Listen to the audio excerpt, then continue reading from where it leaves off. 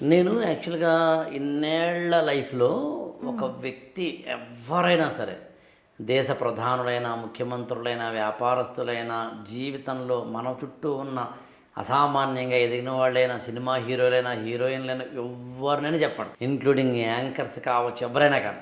ఏ లక్షణం ఉంటే ఖచ్చితంగా వాళ్ళు తమ జీవితంలో ఎదుగుతారు అని అనుకున్నప్పుడు చాలా చాలా వీడ్ ఔట్ చేస్తూ ఇవైతే ఉండాలి, 5 ఉండాలి, ఈ 5 కంపల్సరీ ఉండాలి, ఈ 3 కంపల్సరీ ఉండాలి, ధైర్యం ఉండాలి, సాహసం ఉండాలి, ఆత్మవిశ్వాసం ఉండాలి, ఏవేవో కదా. కానీ నేను మొత్తం అంతా అర్థం చేసుకున్న తర్వాత ఒక్క లక్షణం ఉంటే చాలు, మిగతావన్నీ వస్తాయి. లేదా ఒక్క లక్షణం కనుక లేకపోతే మిగతావన్నా వేస్ట్. లేదా ఒక్క లక్షణం ఉంటే చాలు, ఆ వ్యక్తి ఎదిగి తీరతాడు రాబోయ్ అనుకున్న లక్షణం ఏదైనా ఉంది అంటే దాని పేరు సహనం, ఓపిక, ఓర్మి, పేషెన్స్.